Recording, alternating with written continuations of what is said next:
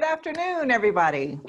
Thank you for joining us this afternoon for the North San Antonio Chamber's annual State of the County Address. Although we're going virtual this year, you'll still have a firsthand update from the Honorable Bexar County Judge, Nelson Wolff, on the state of affairs in Bexar County. You'll have a front row seat for the discussion moderated by Henry Cisneros, former Secretary of U.S. Housing and Urban Development, and former Mayor of the City of San Antonio, and of course, one of our most renowned business leaders. But first, today's webinar would not be possible without the support of our sponsors. Our title sponsor this afternoon is Joris. Our VIP sponsors are Alterman and IBC Bank. Our virtual sponsors are BD, CPS Energy, Killen, Griffin, and Fairmont, Port San Antonio, and the University Health System. Thank you all so much for your generous support of the Chamber and your continued support during this COVID pandemic. At this time, I'm going to turn it over to Chris Corzo, who is the Director of Client Development at Joris General Contractors and a North San Antonio Chamber board member who is going to give us a little more information about what will go on today. Thank you, Christina. Good afternoon, ladies and gentlemen. Welcome to the North Chamber's State of the County 2020. I am Chris Corso, Director of Client Development for Joris General Contractors and a North Chamber board member. I'm pleased to be with you here today for the special and important program. Joris has been an active member of this Chamber of Commerce for more than 17 years, and it's programs like these that keep us active in this chamber and allow us to engage in public policy and governance of our city, county, and state. I have known our featured guest and his family for over 20 years, and Joris has had the privilege to work on various projects for Bexar County, and have come to respect him for his leadership and collaborative nature. At any given time, there are a slate of issues and initiatives affecting Bexar County. And that's why North SA Chamber events like this one provide a forum to allow input and discussion with our elected representatives. This is our chance as the people who elected them to listen and ask questions that lead to a greater understanding and collaboration. This is our chance to participate in effective public policy, to provide input, and to applaud Bexar County's successes. It is now my great pleasure to introduce two men who share a decades-long history of working to improve the standing of our great city and to raise the national consensus of San Antonio as one of America's greatest cities. Please join me in welcoming the Honorable Nelson Wolff, Bexar County Judge and former San Antonio Mayor and former U.S. Secretary of Housing and Urban Development, today's program moderator, the Honorable Henry Cisneros.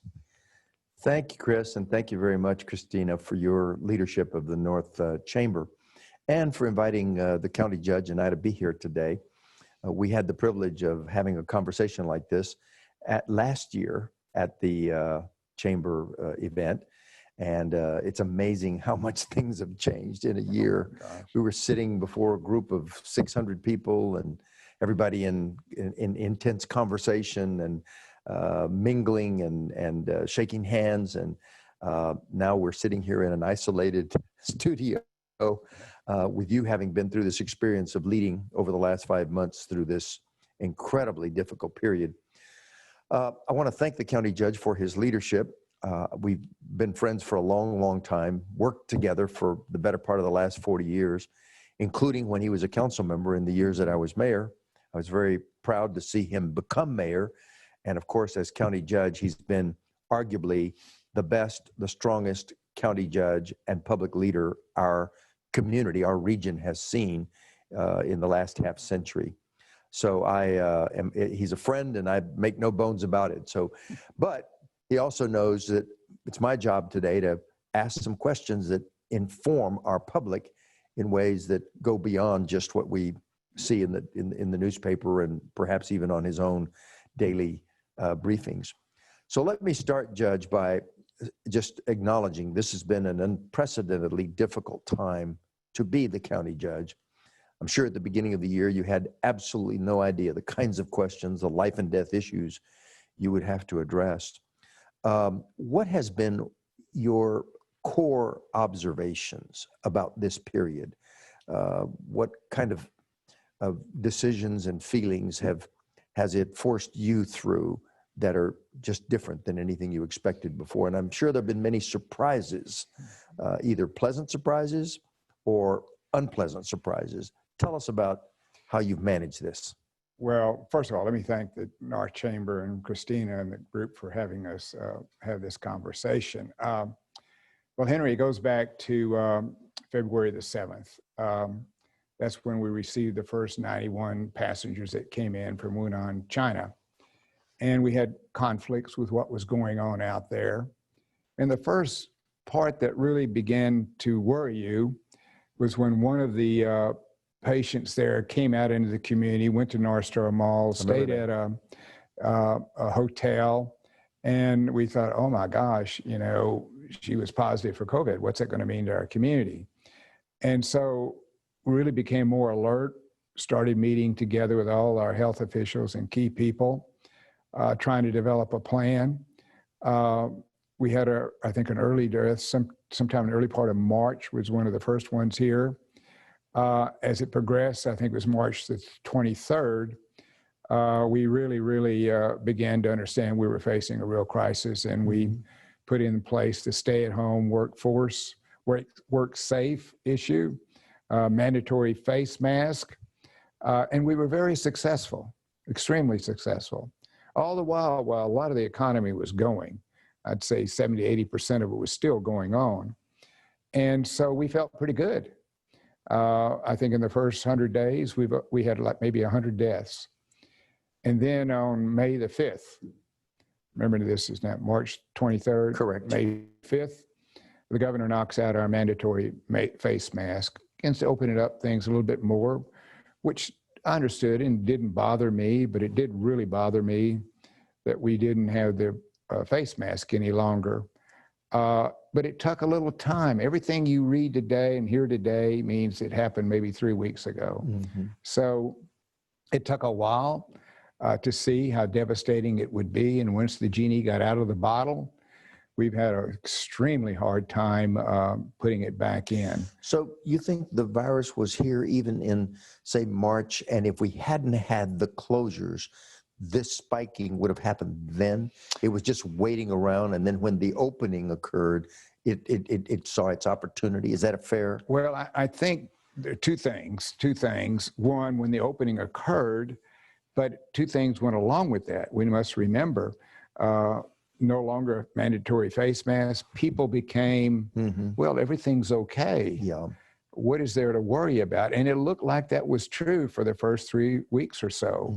It looked like, well, I guess they were right. Nothing bad is happening. And then bang, Memorial Day weekend, constantly built up. Just to give you one benchmark, in June 1st, we had 93 people in the hospital, 20 people on ventilators.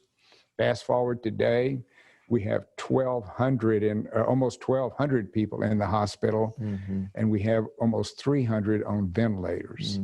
All that exploded in a very short period of time, and the governor came along, realized something was wrong. Well, you actually made national news when your interpretation of the governor's order allowed you to require masks in businesses. And the governor said, the judge in Bexar County understood what I was saying and got it right. Well, you and I know how to read things a little bit better, and I saw his comment, and I thought, well, he's sending a signal. So the next day I put it in place. And then on May 3rd, that was June 22nd, that took place. Then on, then on July 3rd, then he put in place the mandatory face mask for everyone. But so now we're doing a lot of right things again, but we've got this long 2 or 3 month people that just exploded on us, and it's difficult to get under control. So tell me how that has felt for you as a San Antonian, as a man, as a leader. When did you realize, hey, we've got a thing that can just explode and get out of control on us, and get actually? Were you afraid at that point? Well, you know, March 23rd when we did it, extremely worried. Went along real good for a month or so. Okay, we're all right. And then the next thing that hit you in the face was starting the latter part of June. You thought, how is this thing getting out of control that much and that quick? So it just tells you how fast this virus spreads. And with nobody taking the safeguards that they would, then you got some hardliners that refuse to do anything to help protect someone else. It just exploded on us. And so now, right now, we're in the worst of times. Yeah. And there are some, people try to look ahead and do the demographics and whatnot. There is some that are showing that maybe we'll still have another rough 2 or 3 weeks and maybe begin to slow down in the middle of August, but who knows about that for sure. Sure. But we're in a difficult time. Yeah. So you've been a business person. You've started several businesses. You worked to help your father build the old Alamo Enterprises. That's right. I remember that. That's right. As a business person, putting yourself in the shoes of business people today, empathy for the small business people, the larger businesses, the members of the chamber, how do you feel about what business people are enduring? It's extremely difficult. And how do you strike that balance between the safety questions and then the needs of the economy? Yeah, it's extremely hard right now, and particularly for the smaller businesses. We've done some things to try to be helpful. The county has put up $11.5 million now for grants and loans. We've actually made 591 of those already, totaling some $8 million. We still have about another $3 million that we'll be loaning, not loaning, but giving grants. We've given out 1 million face masks. We've given them all the protection that they. So the key thing for the small business guys, if he's got people coming in here, is require that face mask, which they're obligated to do now. That's not just to protect your customers, it's to protect your employees also with that interaction that's going on. And at the first part, a lot of them were not doing that. Yeah.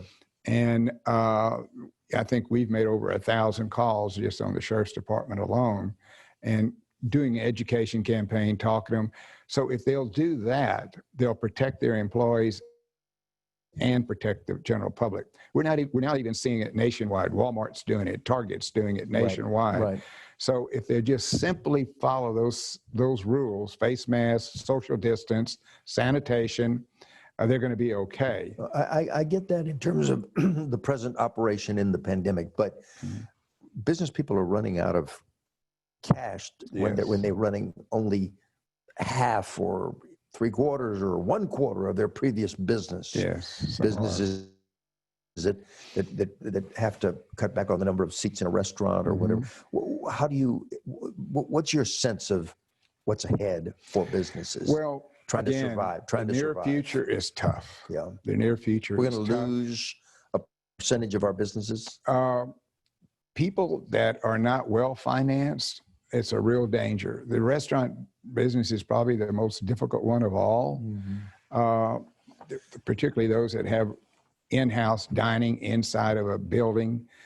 Those that are doing out, those that have got outside, they're doing a little bit Hotel better. business has to be very difficult. Henry, that is a significant problem. I'm downtown every day, and I must tell you, it's scary because it's like a ghost town. Yeah. The tourism convention. We haven't had a convention in here. Yeah, and I don't think you're going to have any for quite some time. I think that the downtown hotels are going to have a real struggle. You think it's because people will just be reluctant to get back into groups for some time? Well, you got a difference of opinions that are changing how business is going to operate now. And we'll see how that plays out. But Zoom, here we are, is happening more and more. Yeah. Businesses may be reluctant to send 1,000 employees or more to a big convention unless they absolutely have to. Business travel is already slowing down because they hook up. Well, for instance, when we had the groundbreaking for Navistar, it was done, Zoom. Yeah. And we're working with them almost every day now and trying to make sure we're doing everything right when they come here to. So if you were in business now and you ran the health food store and others, what would you do right now? Well, right now, I think if I was a businessman, 2 out of 5 jobs can be done remotely. And if you're a business that has those sort of jobs, keep going. I would, you got to figure out a plan to where they can work from home if they choose to. For instance, in Bexar County, we're investing $30 million in our court system and and technology so people can work at home. We believe that 1/4 of our workforce will continue into the future, with or without COVID, working at home. Okay. So that's going to change the dynamics of how the workforce comes about. What would you do about cash and banking and bank loans and those kinds of things that business people face? Yeah. Well, you know, again, I mean, this is outside your role as county judge. Yeah. Just as an experienced business person, well, what would you say to? Well, what's happening in that same industry? Everything's going to the internet. You're not seeing so many physical visits to a bank today. Transactions. So you're always going to have, and you need to have some personal contact, but you're going to see more of that happening the same way. Yeah. Some of these big, buildings with thousands of people on there, I seriously doubt there's going to be that many people there. Look, USAA, let's just take that example, Wayne Peacock. I believe he told me 90% of their people are working from home, and that will continue through December. So a real emphasis on working at home, and I guess guard your cash. Cash is always the most powerful thing you can have in business. And those that were strapped going into this and highly leveraged, you see it in retail all over. 25,000 stores are expected to close next year in retail. Big department stores, a lot of them loaded up with debt. And you've had a number of them already announce that they're closing all their stores, from Pure Imports to just a number of clothing stores. JCPenney's for sure. Yeah, JCPenney's, yeah. So let's talk about the county. You had very ambitious goals for this period, and also had written a recent book in which you laid out accomplishments and things looking forward. No doubt those have changed dramatically. Less money, priorities change. But let me just tick off some of the things you have mentioned as goals and give us a 1 or 2 sentence thought about where they are. You have big plans for the hospital district and the university hospital. That's moving along. That's going to be a very strong industry as we go along. We're building the Women and Children's Hospital. It's a 12-story hospital tower right next to the one that we just invested in 2008. It's going to be the only women and children's hospital in this part of the state, having all the advanced neonatal and all the services that women and children need.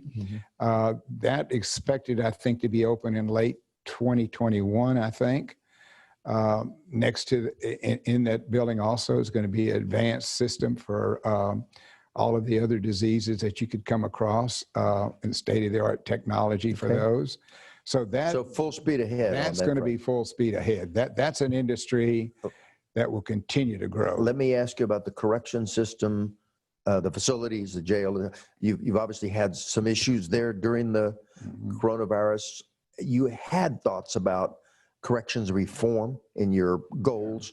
How do those come together? What does that mean? Well, we're still throwing too many people in jail with minor offenses. I think one was thrown in jail the other day for 1 ounce of marijuana, and she had a theft, and she ended up committing suicide in jail just last week. So we're still throwing homeless people in jail. We're throwing people in that have got mental problems. I don't know how we ever cracked that nut. I've been pushing so hard to do that. We had great success when this started. We got our jail population down to 2,900.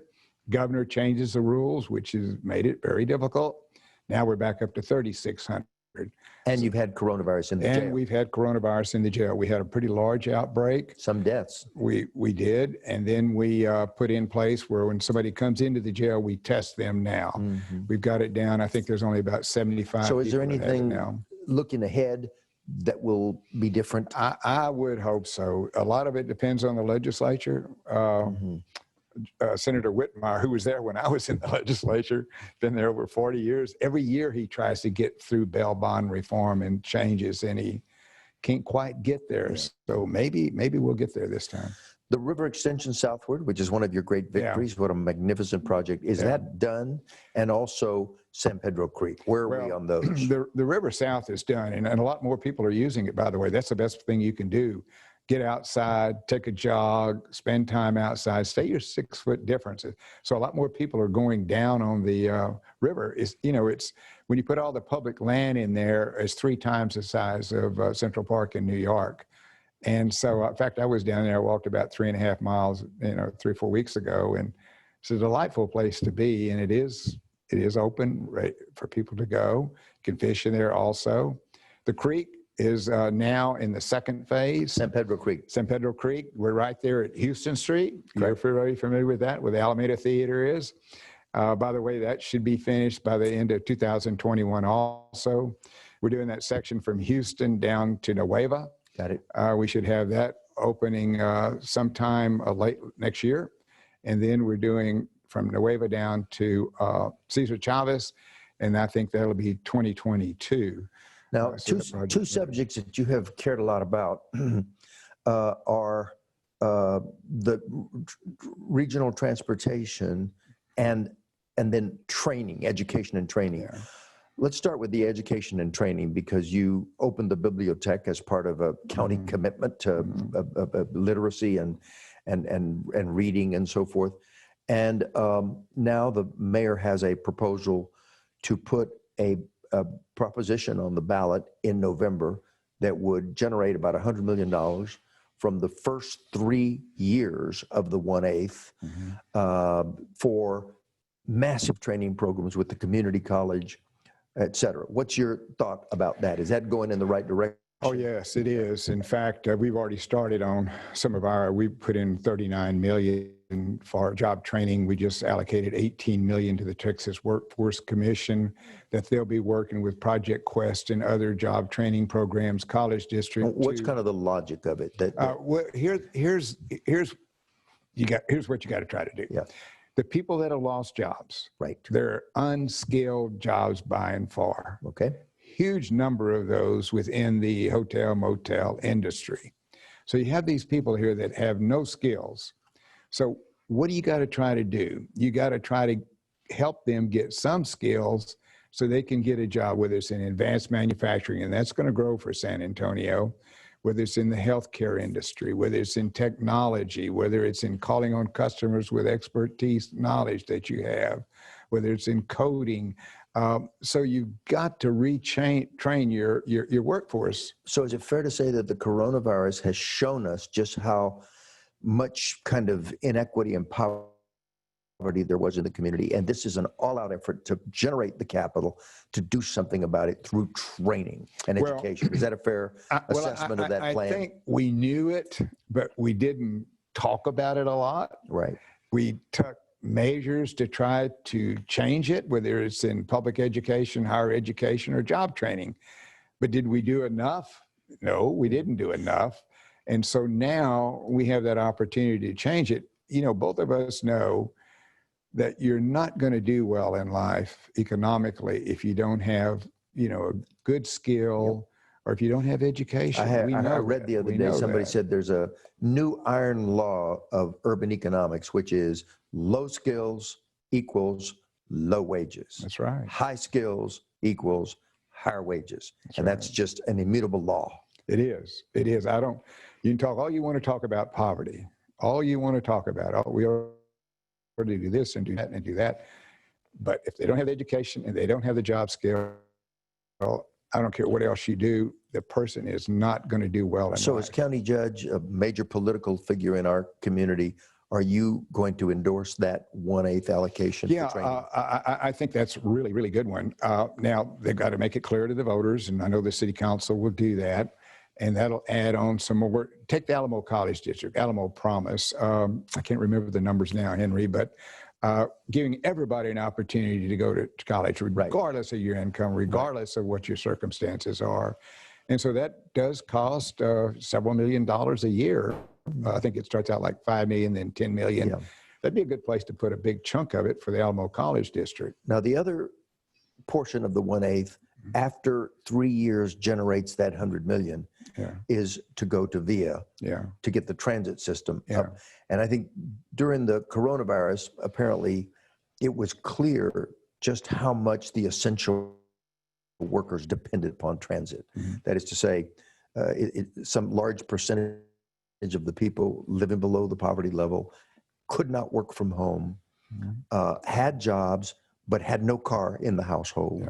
And So the mayor has this deal that was announced last week that says the first 3 years for training, then the money goes to the transit system as was originally planned. Do you support that? Well, I will support it. There's few things I would like to see get done before we go to the voters. And I know you're heavily involved in this. You've put in a huge amount of time trying to structure this before COVID hit us.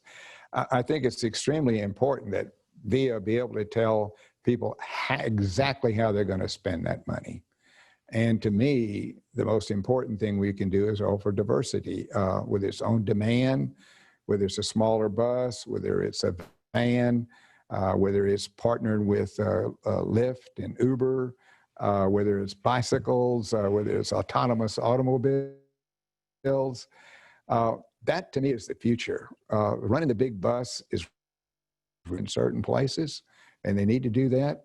But they've got to offer this diversity, and they've got to tell us how they're going to spend that money and how they're going to do that. And I think voters would support us if they do that. So one of the most difficult aspects of this coronavirus, and I think I've followed it fairly carefully, but I swear I'm perplexed on the question of reopening the schools. Yes. And it's just so critical because if families are not comfortable with their children being safe in the schools, then they might have to stay home, and they're the workforce that we need to be at the workplace. Children can't stay at home by themselves. Workers, can't be in two places at once. You, with your experience, even though you don't have direct responsibility for schools, what do you advise? What do you think on this question? Well, first of all, remote learning does not work for most of the students in high school. It may work for college students, but not so good for high school and lower grades. In part because not everybody has broadband. Not everybody. Well, you mentioned that word. We've got to break the digital divide. Yeah. If we don't make that commitment, that should be just like a phone service. It's going to take some national effort, state effort, and local. And we are working with the city and trying to do it in certain areas. The city has a plan to reach about 20,000 students with, I'm not going to say the technology right, it's sort of like Wi-Fi. We're looking at one in the Southwest School District out there. So we got to bridge that digital divide. So that's part of the problem. The other part of it is, certainly me, for sure, when I was in high school, I had no discipline to really study. And if the parent isn't tuned into it, you're just going to fall out. 7% of the students in Northside District tuned out on the remote learning. I think 2,000 students in San Antonio Independent District. So we do have to get kids back in school. Now, two things. Number one, school never used to start till after Labor Day. Now, all the districts started pushing back and I guess making more time for Christmas. I'm not sure. So waiting till after Labor Day is no big deal in my books. Do you think things will be better? I think they will be better. A month and a half from now? I believe they will. And so waiting to September the 7th is not the end of the world. Most districts... So that's an easy solution. Yeah, that's an easy part. That's the easy part, although there's some districts that are still not happy with us. And so I think that's an easy one. So then what happens after September the 7th? You've got to give the superintendents the ability to do it the way they think they need to do it to protect the student and the teachers. So there's separation of students within classes by 6 feet of separation. Yes. There's wearing masks. Yes. There is alternate days. That's the key one. Right? There is alternate hours. Alternate days, how does that solve the worker problem? Because families will have to be home. It's going to be a little bit of adjustment for people. It depends on how long they want to stretch the day. There's no magic. You got to close the school at 3 o'clock. You can keep the school open longer. You can stagger the hours. Let's just take a high school. You've got, I don't know how many is at Clark High School now, but several thousand. Yeah, 2,000 or 3,000 people. That's a lot of kids to convene at one time. Correct. And control. So if you can stagger it, which is what the districts want to do, that makes a lot of sense. Have you talked to any superintendent or seen a school district that's got it right or is thinking the way you think? Is it Two that I spent some time with is Woods with Northside Northside? District. He's Yeah. really thought things out. He's a very That's the thoughtful largest person. school district in town Yeah. with 106,000 Yeah. students Yeah. at Northside. And then Pedro Martinez in the San Antonio. San Antonio. He has thought things out right also. And so you want to make it a safe environment, and they can do that by spreading people out. Some of them are saying, instead of the kids moving from class to class, move the teacher from class to class and have them stay in one secure place. And so there's ways to do that. And there's all kinds of strategies for cleaning the classrooms, That's right. disinfecting the That's air, right. That's right. that sort of thing. Yeah, and we need to get the kids back in school, but September the 7th should be a good target to try to do that. There was an election last week, and we had 2 turnovers on the commissioner's court out of the 4 county commissioners. One of them was Trista Berry's win up in Precinct 1, replacing your son. Yeah. And the other was Rebecca Clay in Precinct Precinct 1 and Precinct 4 was the that changed. That's right. What's your sense of what that means? Well, It means, I mean, you're the leader of that. Yeah. You have to count on 3 out of 5 votes, and, but usually you get 5. What do you think these new people mean? I think that it's going to be very exciting. I look forward to it. Trish brings a great deal of experience from the business community. She'll do a great job, I think. I don't know the new lady yet, Rebecca Clay Flores, but I read her papers, and she's very much into criminal justice reform. And so that will add a really strong voice to getting that done. So they'll be added to Justin Rodriguez in Precinct 2 and Tommy Calvert in District 4, Precinct 4. Right. It's a younger court. It is a younger court. More progressive. So it should be a lot of fun. Nelson, you are a more than an amateur. You're a serious writer and historian. I've known you for a long time, and I know you have a special interest in history, and you've written, 6 books or something like that by now? Several of them on your mayoral years and 2 of them on your county years. How would you assess this time in Bexar County? Is this, when we look back on the history, and you may write it, that encompasses, say, the last century or so of Bexar County, modern development of county government in our region, how do you place this pandemic and the attendant effects in a historic context? Is this like World War II in significance, like the Depression in significance, or is it just something that feels real big right now, but down the road may not have that great a significance? I think it will have a great impact. Yeah. I think we're going through what you might want to characterize as creative destruction. We're going to see a lot of destruction, but I think we're going to see a lot of creative things come about that maybe would help all of us live a better life. Starting just with the idea of being able to stay at home and work from home, you reduce travel time. If you got a child, you saved yourself money on childcare. You got more disposable income. You don't have the expenses of driving your car every day. So that's a lifestyle change, a big lifestyle change. If this, and I think it will go into the future. I think that's good. I think being home is good. I know some people had trouble with that, but I see people walking in the neighborhood I've never seen walk before. I've seen people talking to each other on the street. I think it may lead to more neighborhood-friendly time as well as with family. People sitting out on their front porches. I mean, I never saw that before. And so I think that's a good lifestyle change. I think business guys will make a lot of tough decisions.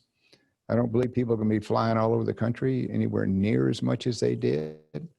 I don't think they're going to be going to big, large conventions like they used to do. I think business people will begin to understand they've got to change how they operate their operation, giving the employer more flexibility about how he wants to do his job and where he wants to do it. And I think as we go through and we realign our industries, we know retail is changing dramatically. Was anyway. with Yeah, Amazon. it was anyway. Right? Now The big this- box stores that's were right. giving way to Now, different this kind is- of boutique That's right. This is enterprises. dramatically changed that. So you're going to see more people on the internet, more delivery services, more warehousing, more technology that's going to be necessary to accomplish that. We were on that road anyway, but now we're very, very fast. Then it'd be the repositioning of the mall space and how they go about doing that. It's going to be actually a reposition of your office space also. So are you generally speaking optimistic that we're going to Yes. work our way through this? We're going to work our way through it. Yeah. There's at least 3 different companies now where the vaccine trials are going very well. Yeah. We may have that on base by the first of the year, hopefully, but then you got to, of course, got to manufacture it and get it out. So I'm anxious to see that get done. So I think we'll get beyond this, but I think in everybody's mind, they're thinking, how can I live a better life? How can I have a more productive life? How can I run my business in a more efficient way? Again, in your judge's county and your role as county judge, what priorities have changed in a way that you say, well, I'm going to have to set aside that initiative because I've got to do this other thing?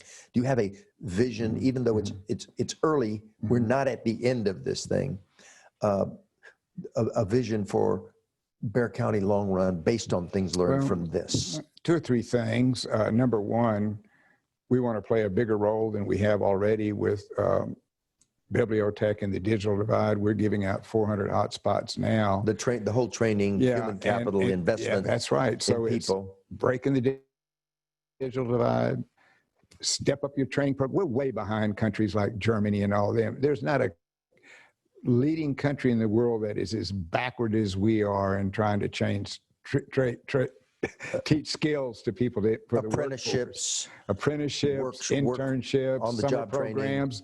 We're all working on that here, but we're way behind what other countries have done. So digital divide, doing the great work that you need to do on the job training, and then reforming the criminal justice and quit making people worse than what they are already. This is so stupid.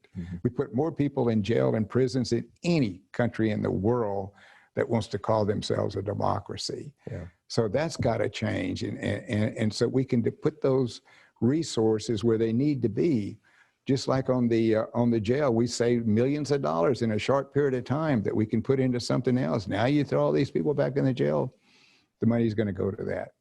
So it's repositioning what you think should be done in the criminal justice system, saving people's lives rather than make them work, and continuing to invest in the healthcare industry that everybody should have a right to healthcare of some sort.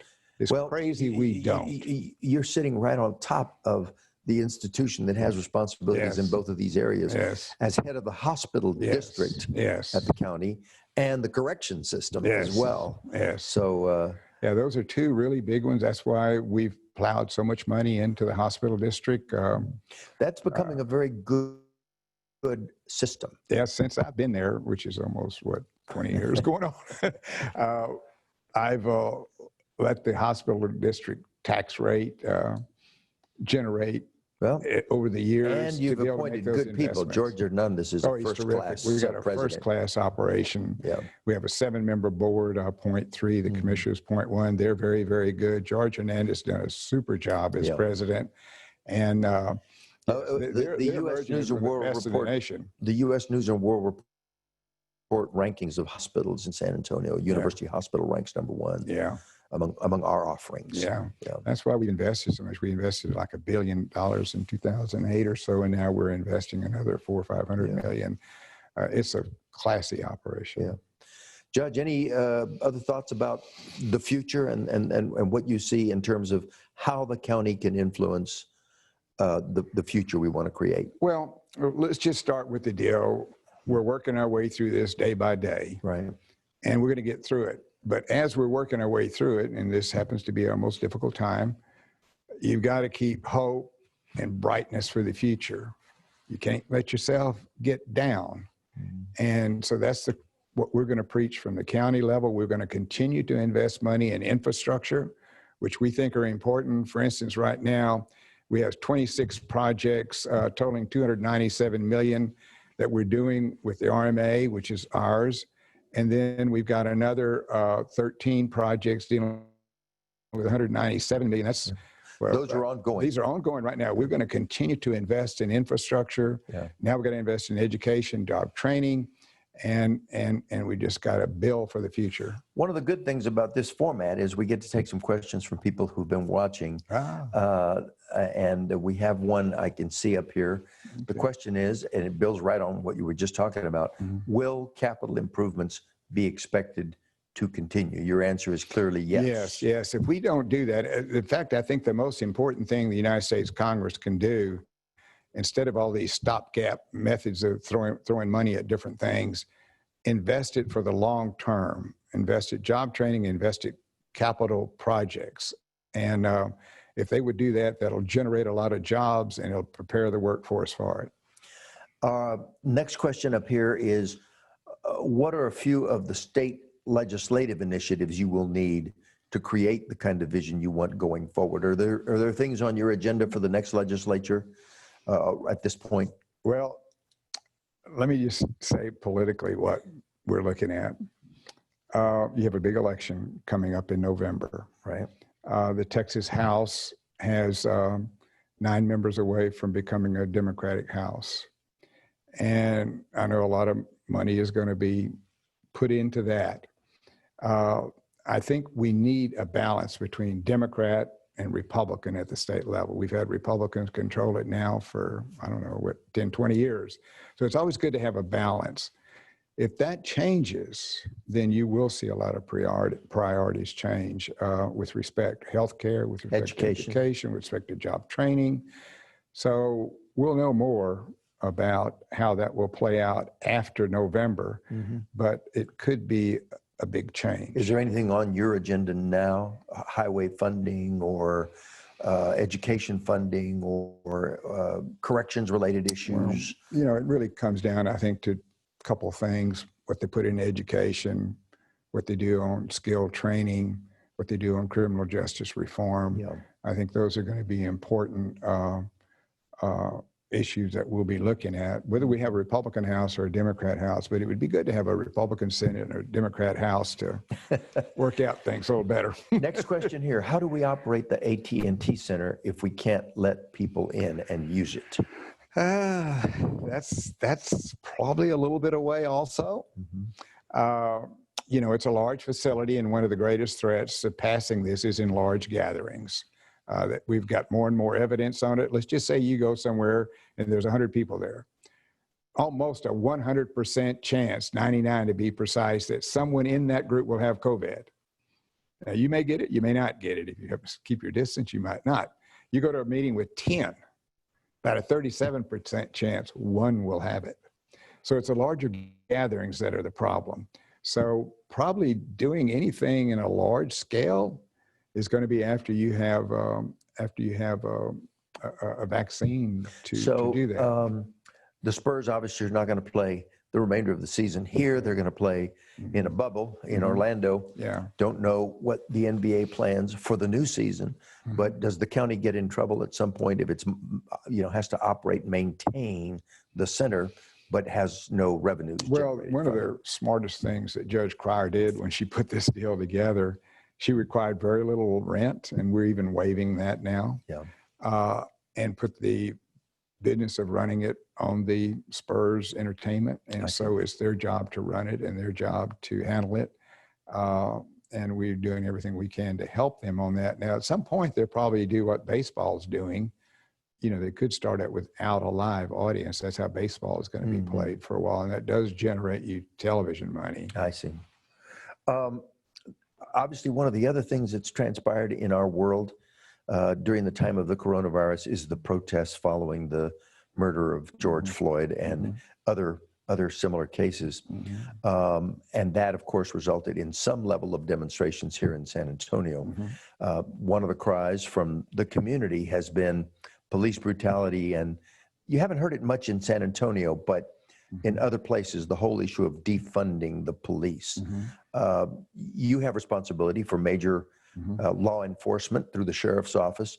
What's your stance on that question? Well, first of all, there isn't going to be any defunding of anything. I'm going to increase it. Yeah.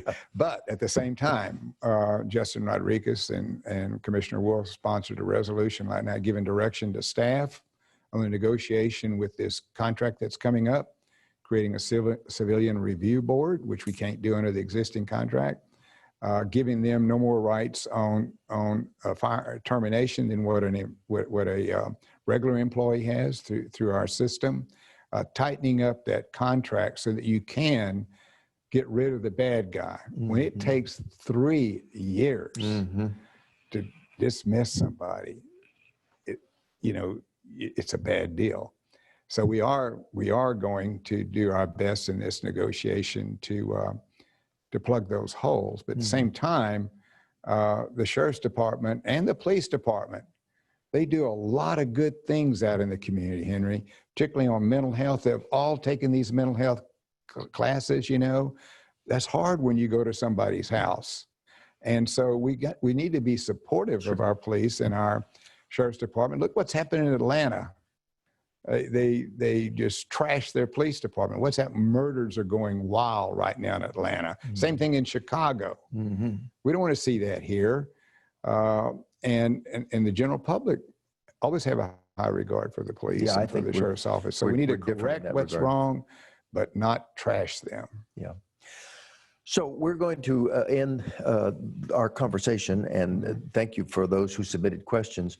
I want to just close with one final kind of solicitation of your thoughts. Yeah. You were very positive and even inspiring a moment ago when you talked about being optimistic and seeing what things will be over the course of the next years. And our community is a very optimistic and positive community.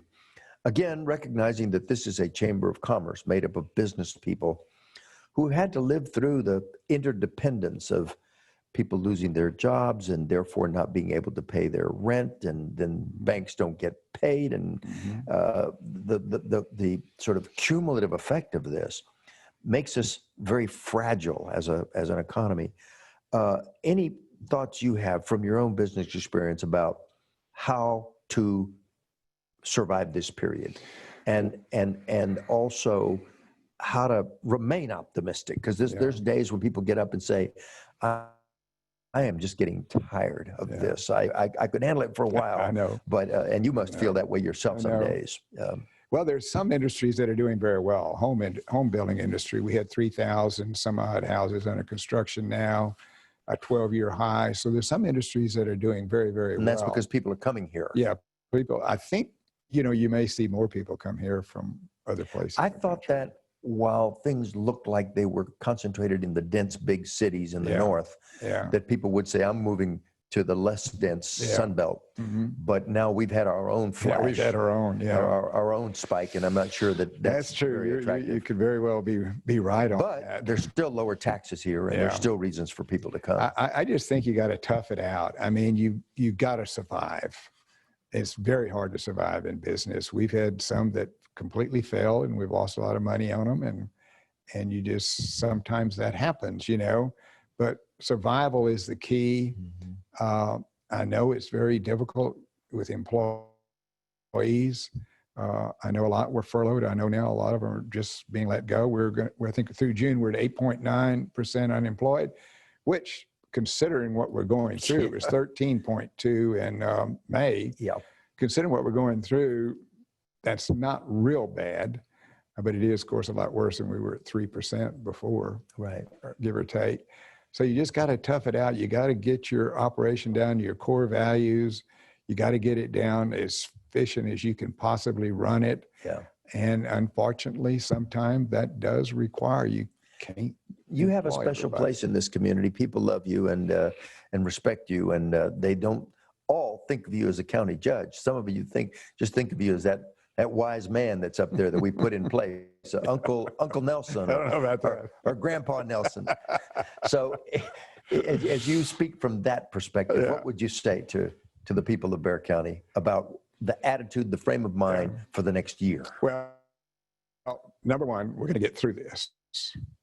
We just have to bear it up here and get through this difficult time. but we will get through this. Are you pleased with the way people have responded? Yes, On I the am whole? now. On the whole, yes, I am now. There for a while, everybody got a little too careless, but now they've tuned in. Yes, I think the general public's been very supportive, with some minorities not. Very, very supportive, and I think they understand it better now than they ever did before. So we're going to get through it. There's going to be some damage. We know that. We know that.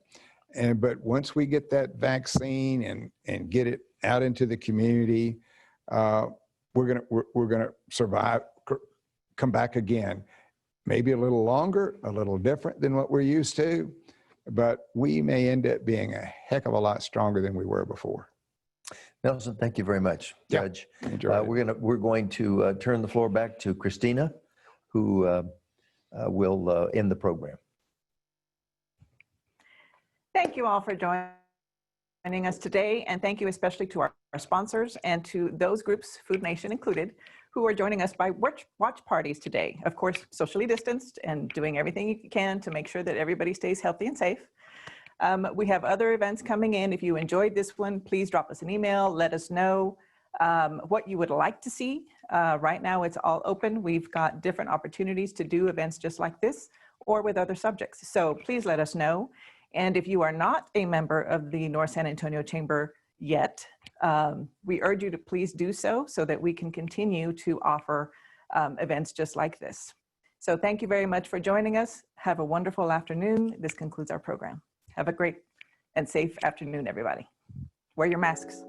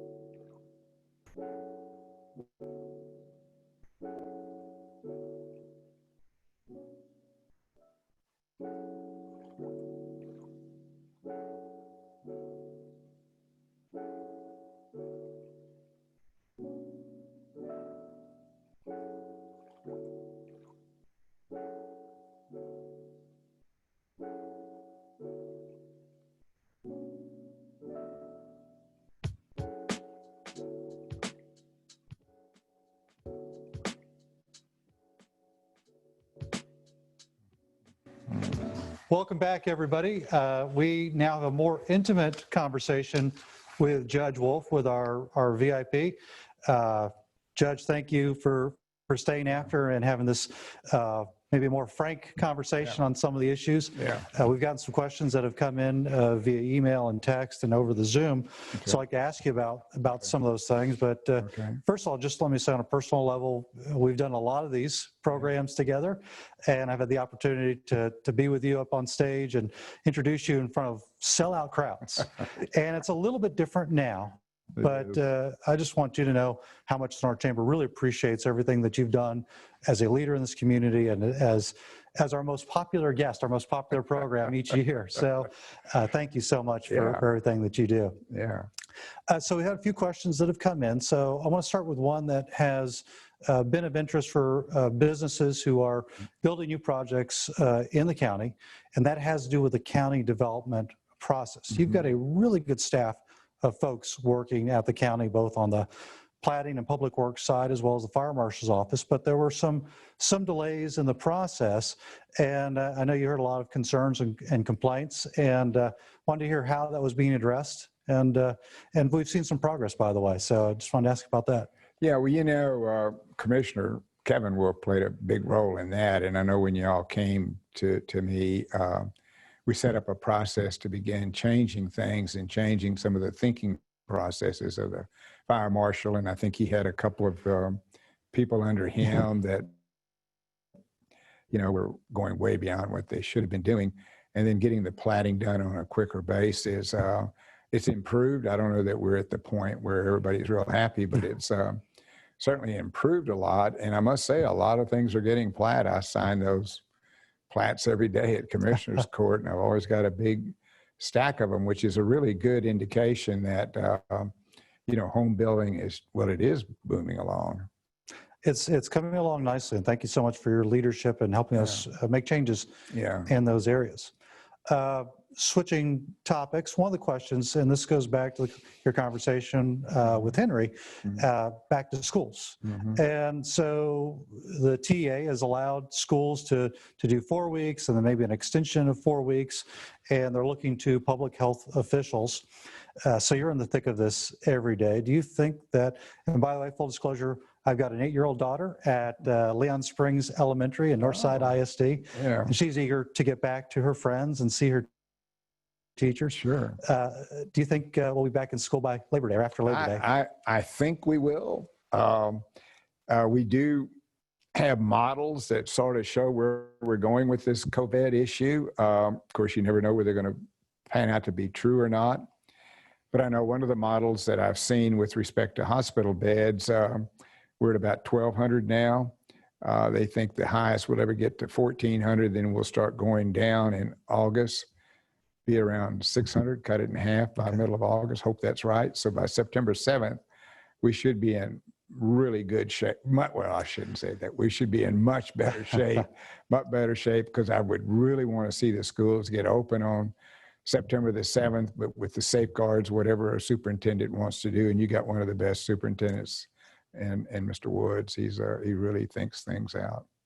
Well, that's great. We appreciate it. And we know this is constantly changing, so probably won't hold you too closely to what you said, but tell my daughter the judge said she'll be back in school. I hope so. She needs to be back in school. You know, that's a great segue to another challenge that we've had in this community, and you've done an amazing job. And again, this is one of those things where you're recognized nationally, well, internationally, I think, with Bibliotech. But it is a real challenge, particularly in San Antonio, and that is the digital divide, which the county has, through Bibliotech, you've played a role in helping address. But we've discovered with all the distance learning how great that digital divide truly is in your community. I was hoping you could talk a little bit more about that and what can be done. Well, first of all, I hope it becomes a national issue, much like what President Eisenhower did when he built the internet.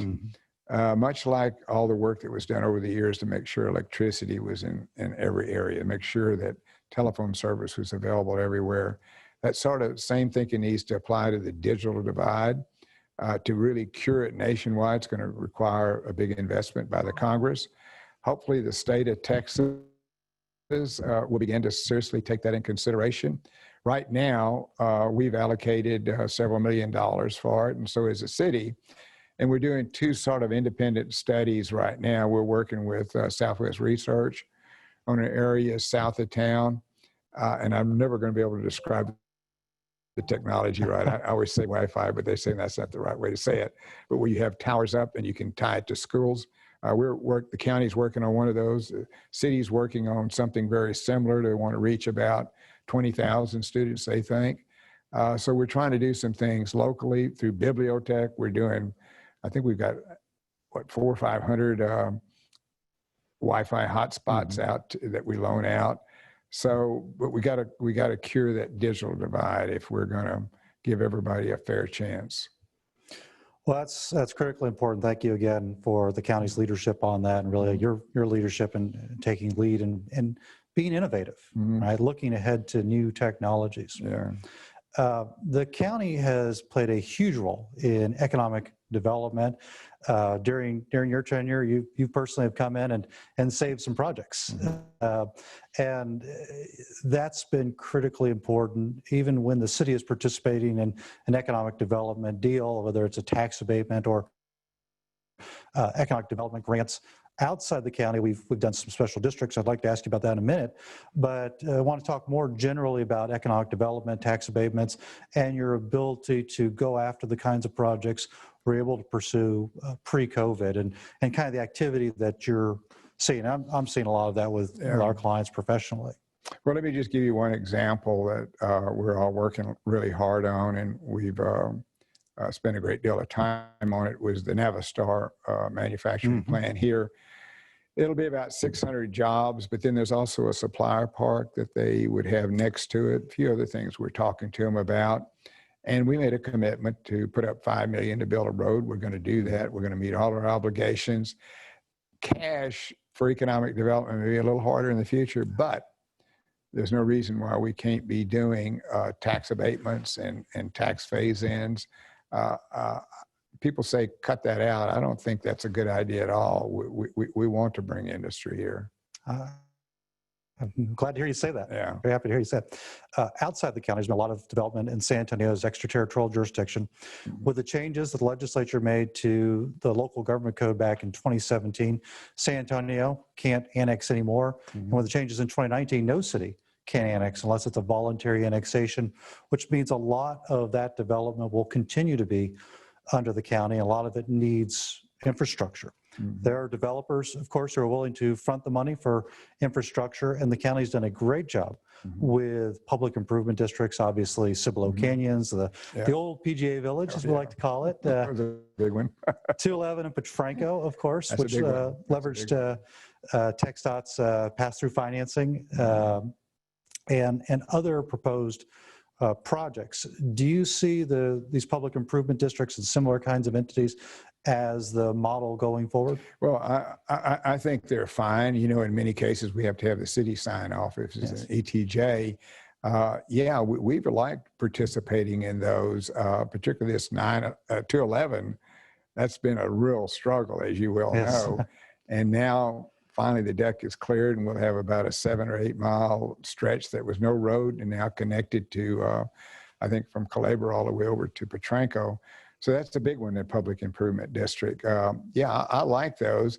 I might say where the concern is and what you were saying, county doesn't have the money to do all the services that some people are used to, and those out in the county don't have that. I would like to see the ability of community to go to the legislature and allow them to incorporate with a public vote where they can do their own. We have 26 cities in Bexar County, and I spent a lot of time with them. In fact, we're rolling out about $9 million in COVID dollars to them, and they're very efficient. They do a great job. So if the city's not going to annex, nobody else can annex. People out there ought to have the right to do that if they choose to do it. And I would hope the legislature would change that. Well, I agree. I hopefully can convince our friends down at City Hall to give up that authority. But I think that's critically important. I think your experience as a legislator and as mayor and a councilman, you understand all the different levels. I understand we have a couple more minutes left. And here's a question that we get from time to time. And there's never a good answer. But every once in a while, there will be the proposal of city-county consolidation. And, I'm not going to hold you to anything. Like I said, this is just a smaller group, but happy to hear your thoughts. And I suspect your thoughts have evolved over the years. It's very difficult. It's even difficult trying to contract with each other, and we do some of that. Some has been successful, some not so successful. It's just very hard to do. The cumbersome things that you got to go through. You have to get legislation to start with, and you got to get back agreement to do it. Then you got to call an election. It's very, very, very hard to do. As you may well know, I short-circuited my first tip into politics when I was in the legislature in support of the Constitutional Convention, and we went round to a devastating defeat. The problem when you merge is city people do make more money than county people. So it's very, very hard. I've always supported it, but it's a very difficult process. Well, there are areas where the city and county cooperate, and there are some cost savings there, and that relationship has been strong, and it's critically important. So appreciate that. I have been given the signal, so I want to really take this opportunity to give you a couple minutes, really talk about.